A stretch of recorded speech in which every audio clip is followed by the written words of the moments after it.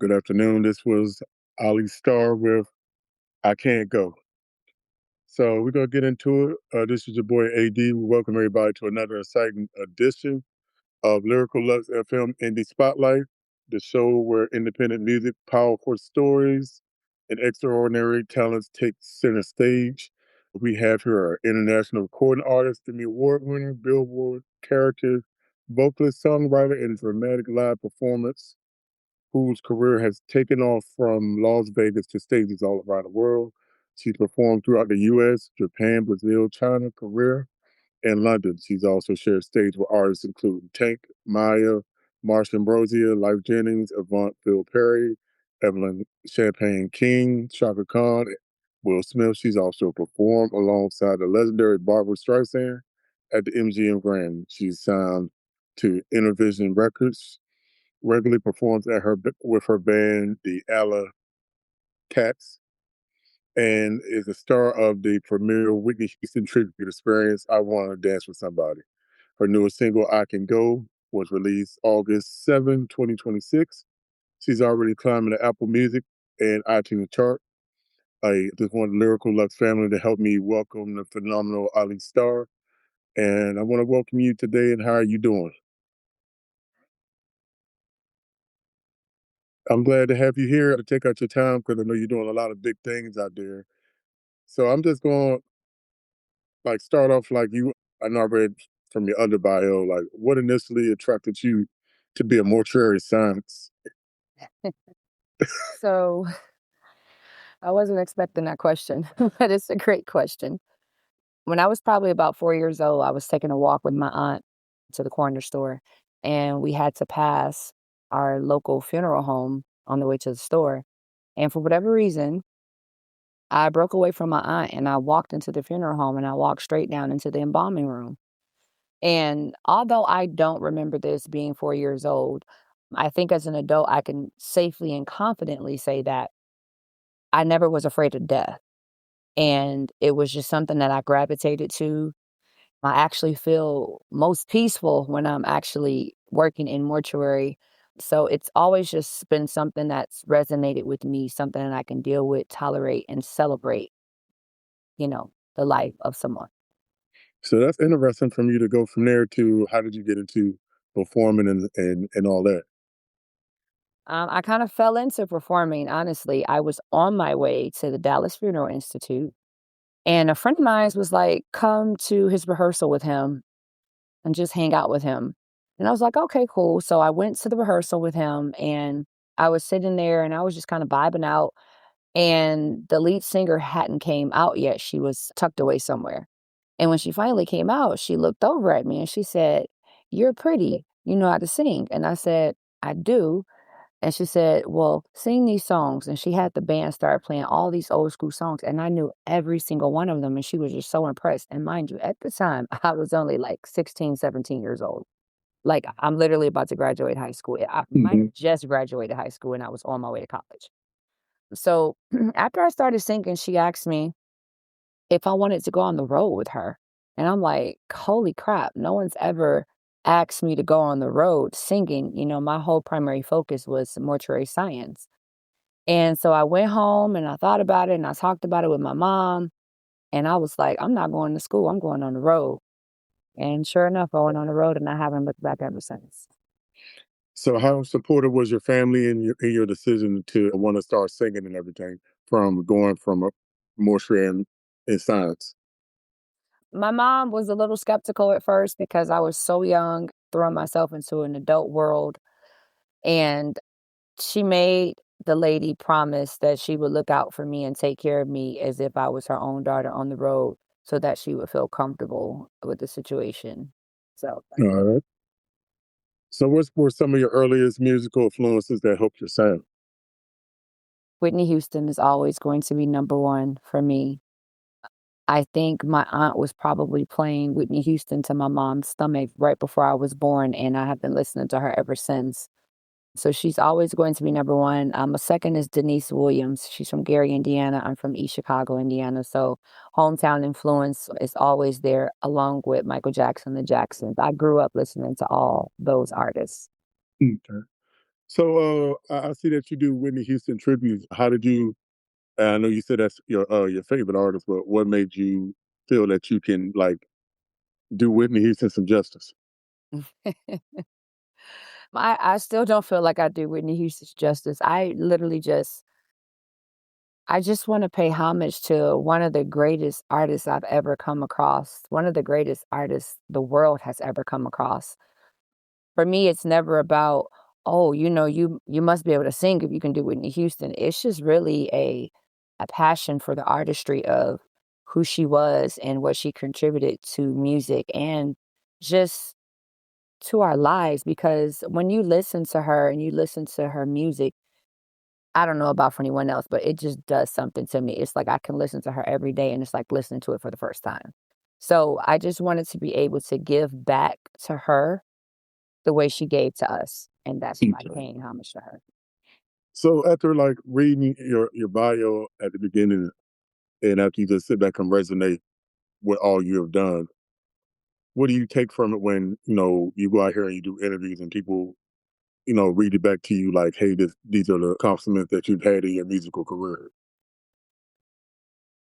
It never goes without saying how amazingly blessed I feel each and every time I hear it. I mean, I have kids now, and I haven't even explained to my kids all that I have done because I still feel like a kid in this business. I grew up in this business. I'm now 40 years old. And again, I told you I started at 16, 17.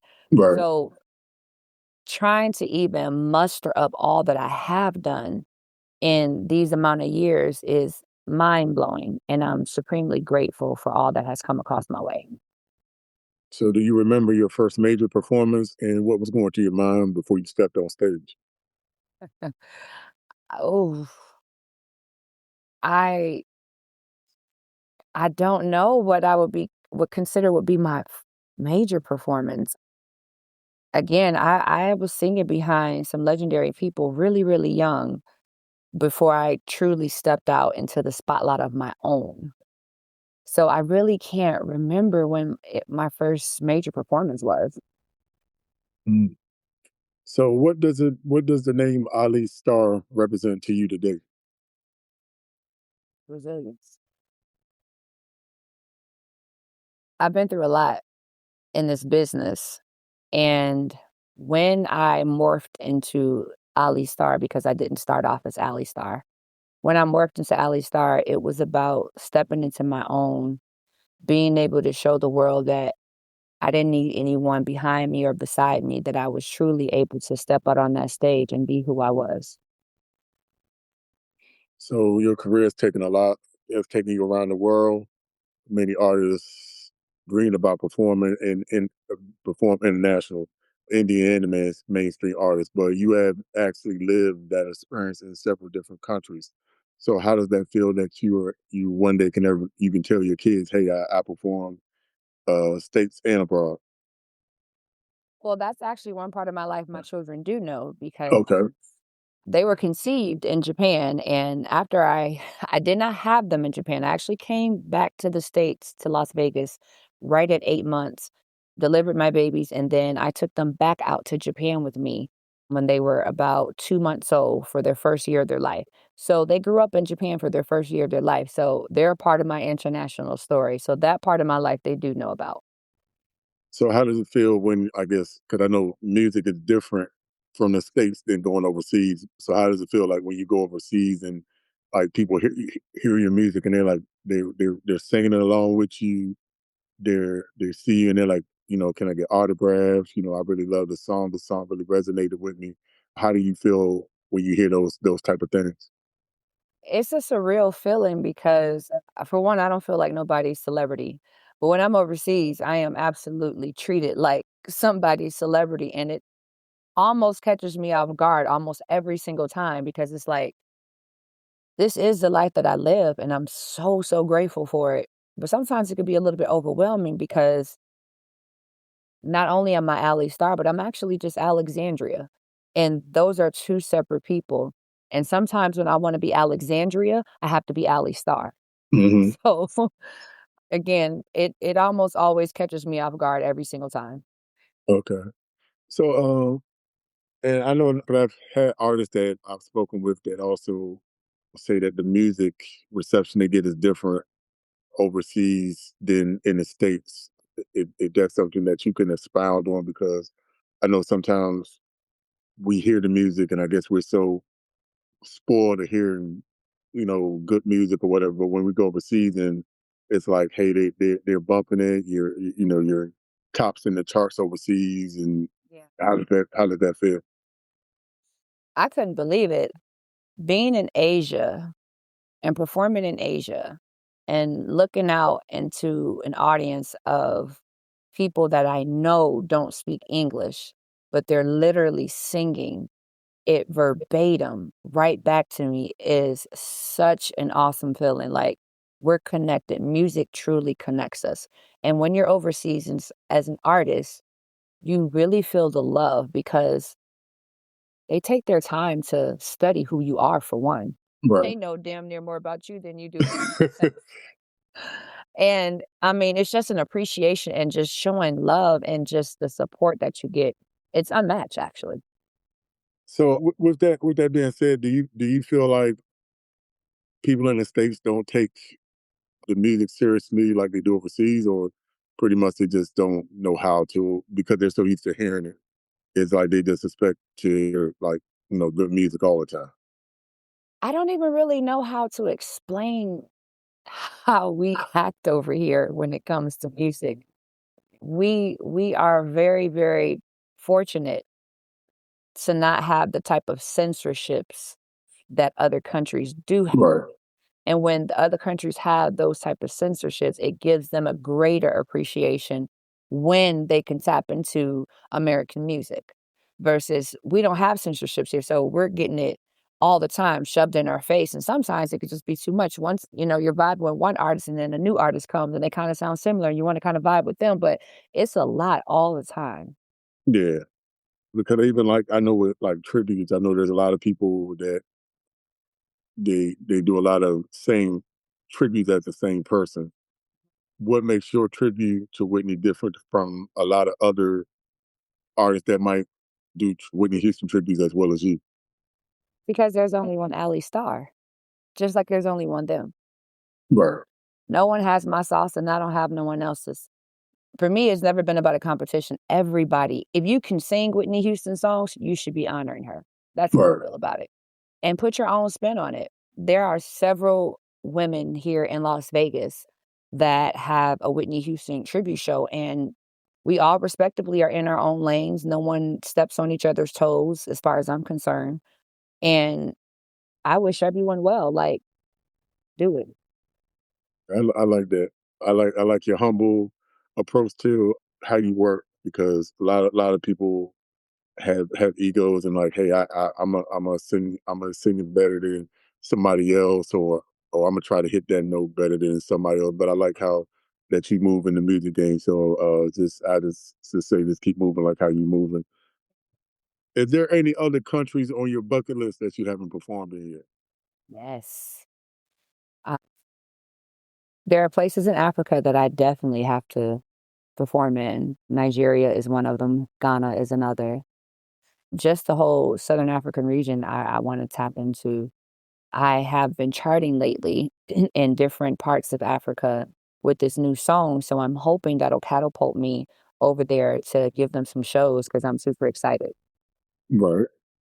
So I want to take a moment to give you a because I saw on Facebook today.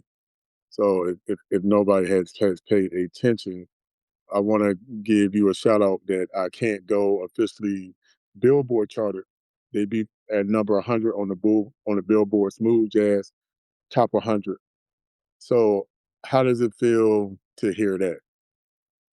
Because that's a major comp. I mean, for some people, it's a major compliment, but I know that you've been out here for a while. So how does that feel?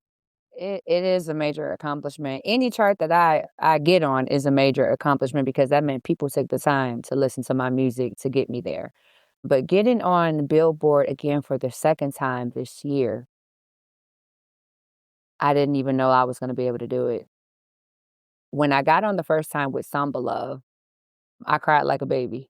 because I had already been putting music out and I've already hit #1 charts internationally and stuff, but I always wanted to do something right here in the States. Most of my success is internationally.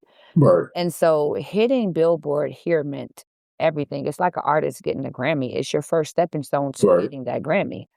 And coming in the position that I did, I started off in one number and I can't remember right now, but then I went up to another. So I positioned twice.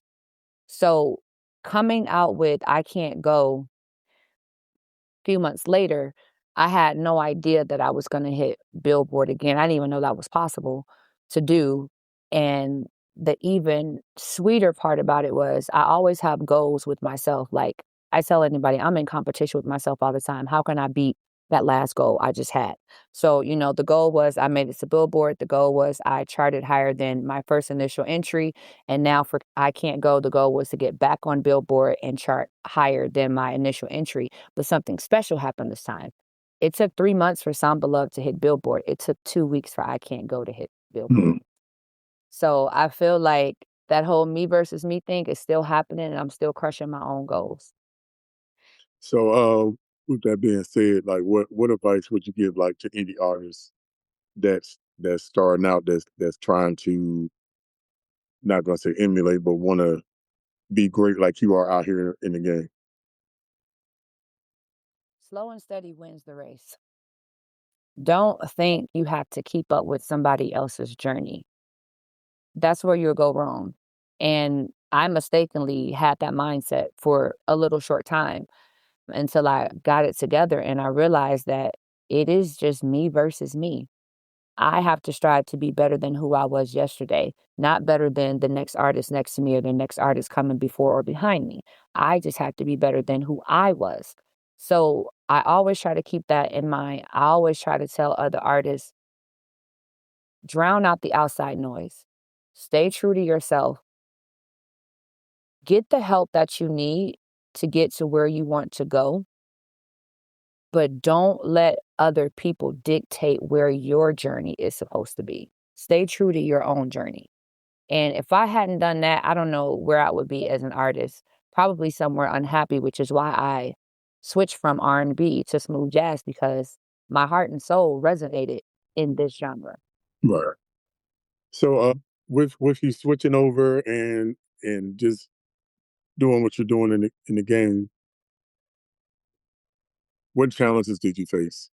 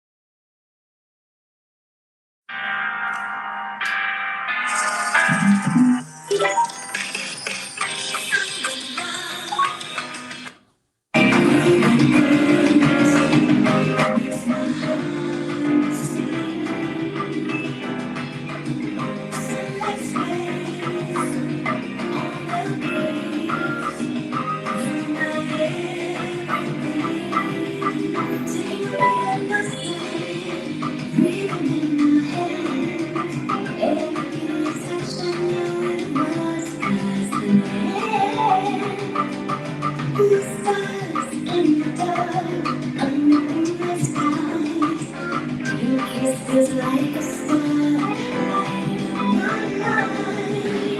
Something else,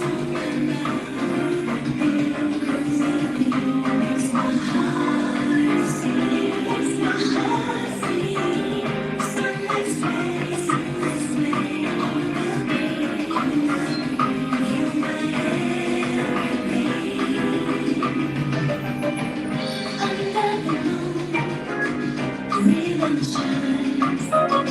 Just a touch, makes me time. Oh, every beat of our hearts intertwined. From the love, ocean of our minds.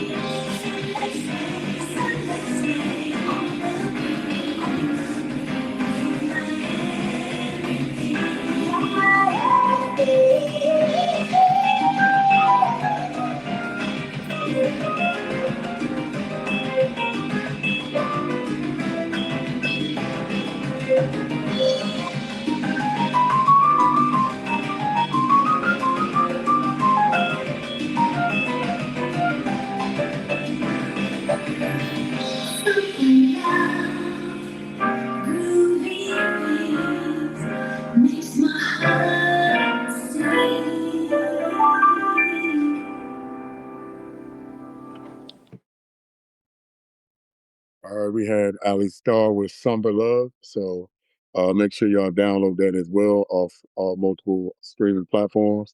And let's I know it's topping charts, but let's keep it going. All right. So where we at? So yeah, so you have worked with some amazing people. You shared the stage with Tank Meyer, Marsha Ambrosia, Life Jennings, Avant, Phil Perry, Evelyn Champagne, Shaka Khan, Will Smith, and Barbara Streisand. When you look back over those names that you performed with, what is the feeling that you gotten to be able to grace the stage with some true goats out there? Well, a lot of those, like Maya, Tank, Marsha Ambrosia, Life Jennings, I opened up for all of those amazing artists. And it was, being fortunate enough to be in one of the popular clubs here in Las Vegas that I headline, that we used to bring in celebrity guests after my show was over for them to perform. So it was always cool and an honor to be able to say, man, they're walking through the club that I'm in and I'm able to open up for them. And then the other artists I actually sang backup for. And those moments are truly special because I love to sing backup. Singing backup is one of the most special, important jobs you have to an artist because you're their support. Right. And to be able to sing behind Evelyn Champagne King, someone that I grew up listening to Hmm. as a child, running around the house singing Shame and Love Come Down. Right. Now I'm standing behind her as her support system means everything. And I don't take it lightly. So, did any of the artists that you performed with, did they ever like give you any encouragement to help you with your musical career? Every single one of them. Hmm. Every single one of them has poured into me in some type of way as an artist because I don't only just come in as your background singer, I'm also coming in as an artist so I can learn as well from the artistry side from someone major as well. So I don't mind asking questions, and I've been very blessed and fortunate that each artist that I've worked with didn't mind pouring into me and answering Right. questions. So, what was it performing alongside Barbara Streisand at MGM Grand? Yeah. Quick and brief. That was a runoff. It was just, a situation where we were in a choir and we were told what to do. Barbara was very, very nice, very gracious, and just as a singer, it was a master class because she's Barbara Streisand at the end of the Right. day. Her voice transcends through decades, and it was just a moment of reflection and learning. Okay. What did you learn from watching performers such as Shaka Khan, Evelyn Champagne, and Tank of how they commanded the stage? How did that you implemented some of those into your performance? Tank is a beast, and Tank is gonna be himself no matter Yeah, where true. he's going. So if anybody wants to take something away from that, be yourself always, and the people will love you. Shaka Khan is the grande dame diva. um, what I can say I learned from not just watching her, when Shaka steps on the stage, there is nothing and no one else in the room that you Right. are going to focus and look at but her. That is the type of star power that I strive to have, that I'm getting to have. Right. Because there are moments when I walk on the stage and I absolutely feel that. But it's something that it starts from within. You got to have that self-confidence from within. It's not something that really anyone can teach you. You can watch someone else do it, but you have to learn how to have that from within. And I currently still go on the road with Evelyn, and she is just as much fun off the stage as she is Right. on the stage. She look like she is though. She really is. So when you step on the stage with legendary or on a legendary stage with legendary artists, is there a pressure for you to stay focused, or is there like, or do you think that, or do you feel like you have to go and overdo it because you're on the stage with legends? No, and I can confidently say everyone that I've graced the stage with, whether it was opening up for them or singing backup for them, I've always just been myself, and I'm Mhm. quiet. I don't have to be the loudest person in the room. I'm never going to be the loudest person in the room because I like to sit back and observe. So 9 times out of 10, I'm probably off in the corner just kind of watching and observing what's happening. And when it's time for me to step on that stage and shine, that's what I do. And then when I'm off, I'm back to being quiet and reserved. Ain't nothing wrong with that. What accomplishments are you most proud of, or what is the biggest thing that you take away from your performances doing being the shop person? My biggest accomplishment thus far to date happens every time my kids say they're proud of me. True. I do this for them. I do this to show them that they can do whatever they want to do, regardless of the circumstances, regardless of what's put in front of you. Being in the music business is not easy, and it's not for the faint of heart. Again, I've gone through a lot prior to having them. After having them, I'm a mom of twins. And so navigating that and navigating my career at the same time has been one hell of a roller coaster. And I just want to not only leave them something, but also show them what hard work and dedication will and can get them. So, with that also being said, and you have children, what legacy do you want to leave behind for them? Well, my daughter is in music. She gets it honestly. Both her parents have musical backgrounds, so I'm not surprised. But the legacy that I am going to leave them will not only be through music, but through entrepreneurship, through my other businesses as well, with trucking and starting a resource center for autisms with adult, because my son is autistic and I definitely want to leave him something that he can be proud of and say that his mom started and he's taking over. I like that. Yeah, because I have a 15-year-old daughter. She plays violin, so every day doing this, interviewing and stuff like that, pretty much want to show her like pretty much the same thing. She when she hears it, she can be proud of what I'm doing as well. And I know that with being musicians and artists, we always got to be Superman and Superwoman, and we gotta. Sometimes we can't always take the gig, and because it's you got kids, and it's usually family first. And sometimes people don't understand that. They just feel like, hey, like, we need you here. Come on now, take the gig. I'm doing this interview and then I'm off to go get my child for soccer. It doesn't stop. Right, You just learn how to time management is everything. right. So you are Emmy Award winner and a Billboard charting vocalist. Those are major achievements in the industry where recognition can be difficult to earn. So where were you when you learned you had one? And what was your immediate reaction? That there is there's been a lot of controversy behind this Emmy. And AD, I tell you, when the story will be told, it's going to blow a lot of people's minds. Hmm. It's part of the fight of being seen and recognized, and the people that will try to not give you what is yours and what's due. So when you say what was my reaction when I heard that I won, I snickered because I knew it was going to be a fight coming along with it. And it has, but I won because God Yeah. will never, ever, ever leave me out of the number. So that's another interview. But so after you won and all, I guess were people like it should have been them, or were they like not happy because they was like, how did she win? No, it's a little bit deeper than that. It really had more so to do with who I won the Emmy with and not getting the credit and the recognition that I deserve.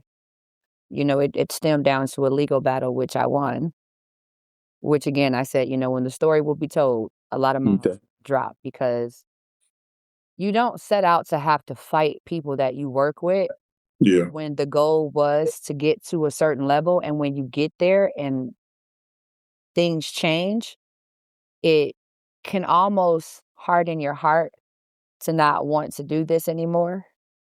And for me, I had to really go into my prayer closet, as the old folks say, Right. and get myself together because I knew, once again, God wasn't going to leave me out the number, and He knew my heart and He knew the hard work that I put in to get that. So, again, when the story will be told, it'll be told. All right. Cool. So I'm glad that you didn't let that distract you or derail your career, because I know a lot of people would have let that, broke them and be like, I don't want to do this anymore. I'm glad that you keep moving and you keep proving the naysayers wrong. So what you do is pretty much just keep making this good music that you're making and crossing barriers and getting people in tune to what you're doing. So I commend it. Thank you so much. So we're gonna talk about your newest single, I Can't Go, released August 7, 2026. The record is steady moving up the Apple Music charts. What inspired the song for you? Honestly, the song is going to be a part of my album, which is called Situationship, which says a whole mouthful in itself about the ups and downs of relationships, the good and the bad, the ins and outs. And I Can't Go is just a part of the series of being fed up in a relationship that you feel is stagnant and not moving forward. And you've just gotten to a point where you can't take it anymore. You got to leave. Mm. Well, I'm looking forward to the album. I know it's gonna be a hit, and you're gonna keep topping the charts. What does it mean to have like my station, Lyrical Lux, and other artists, DJs, podcasters supporting and playing your single? What does that mean to you? It means everything because we're all in this together. I'm not signed to a major label. I'm not a Beyonce or anything like that. I support independent artists. I support independent stations. I support anybody that is in this fight of music because this is a hard game. And when I have people taking time out to put me on their platform, very much appreciative. So I just want that's a good thing, because if you just keep doing what you're doing, a lot of people are seeing what you're doing out here, and like I said, I'm amazed at what you're doing, and it helps me with these podcasts and interviews, because I see what artists are doing, and it amazes me that you guys you take a lot of time to put into what you're doing, put a lot of love into it, and how you move gracefully with it. And so I just admire that as well. And also looking forward to other venues, other projects you have coming out as well. So we're going to talk about your band. How does living and performing in Las Vegas influence your artistry? I has a big influence. I mean, I live in the entertainment capital of the world where anybody in the music business wants to come through Vegas and do a show. Right. That is prestigious thing to have on your resume to say you headline Vegas. And I live here and I headline twice a week. And I have been for over 10 years now. So I also feel like, I put in my time and my dues. Like I said, I've been doing this since I was 16, 17 years old. So to get to where I am at 40, I put in my time. Hmm. I've done a lot of things in Vegas. I've headlined a lot of shows. I've been on multiple billboards in Vegas.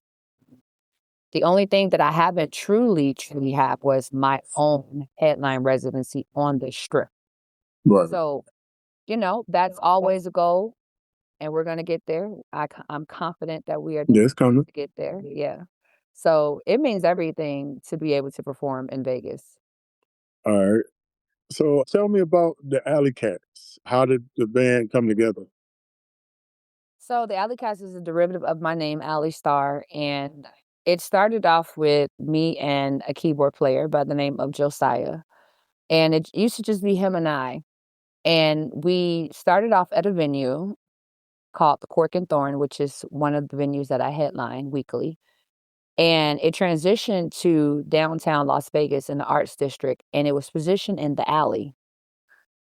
And when we started doing our shows over there, one day I would come to work and there would be a different musician on the stage along with Josiah.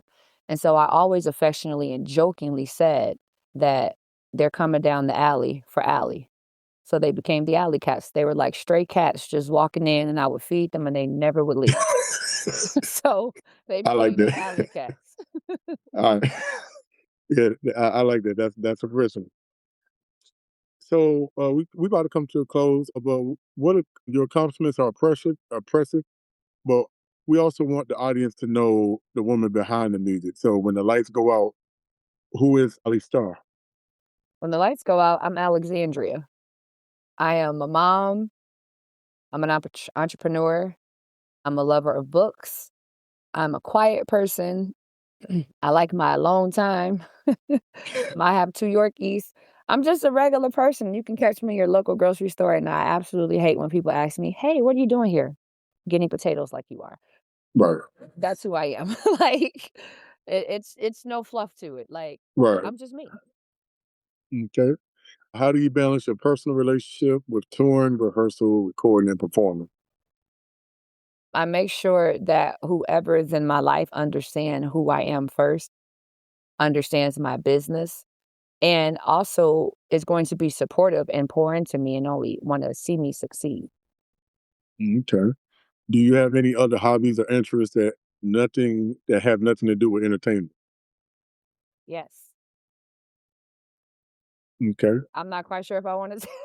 Uh, uh, uh, I said it so quickly. No, one of the things that I am truly, truly, truly passionate about is the stars.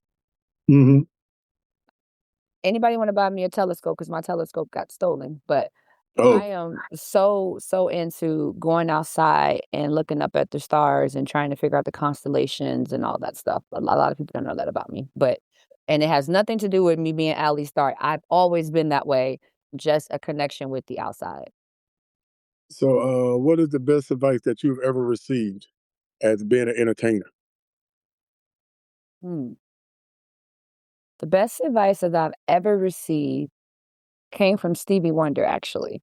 Mm, And when I met Stevie, Stevie told me,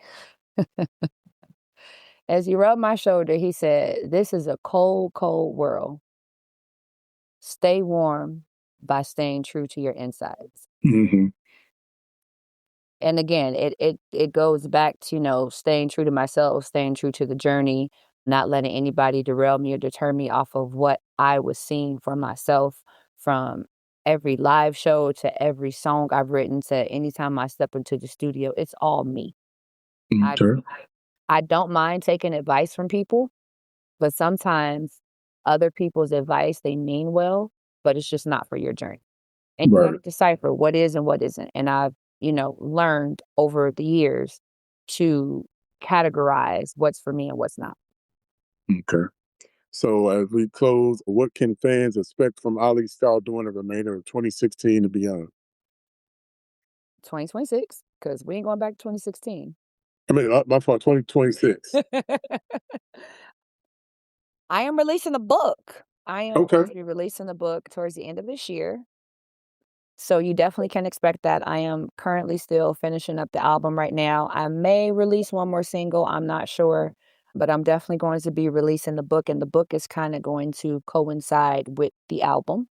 So you'll have a reading visual and a musical to kind of compare the two and like, oh, that song was about this chapter, and oh, she was talking about that person when she wrote that song. So, Right. yeah, that's it. So I'm gonna get the floor to you. Do you want to give any shout outs where people can find you at on social media, and where can they find your music? First of all, shout out to God, because without God, none of this would be possible, and He's keeping and maintaining me. So thank you, God. I always like to say that publicly. Shout out to my kids, because again, I'm doing this all for them, Wayne and Savannah, on my way to go get them right now. And I want to say a big thank you to Intervision Records, my manager, Michael Broughton with Infinity Artist Group, Keith Harris, who produced I Can't Go, Mike London, who co-written it. My backgrounds on it were my Alley Cats, Richie Lewis, and Matt Seward. My executive producer, Chucky Booker, and all the other artists and musicians that I'm gonna be working with on my album. Shout out to all y'all. Okay. Well, I appreciate you taking your time. I appreciate you coming through. You can find me on Instagram under Alli Starr 1, ALLISTARR number 1, and that's all across Okay. the platforms. All right. So I appreciate you coming through. Also, when you get your music out, please send it to me so I can put it in rotation. Thank you for just taking out your time with me to share your story. Looking forward for everything good that's coming for you in your life. Like I said, everyone want to make sure y'all listen and stream and download Alli Starr's newest single, "I Can't Go," and all other music that she's put out, available on all major digital platforms. You're listening to Lyrical Lux FM Indie Spotlight, where we celebrate independent artists, real stories, and music that deserves to be heard. I'm your host, AD Alli Starr. Thank you for joining us. Keep supporting music as we discover new talent, and keep it locked right here on Lyrical Lux FM. All right, I appreciate you. Thank you. Thank you. And you have a good day. And after I get through everything, I'll see you the recording. Thanks so much. Have a good day, AD. All right, you too.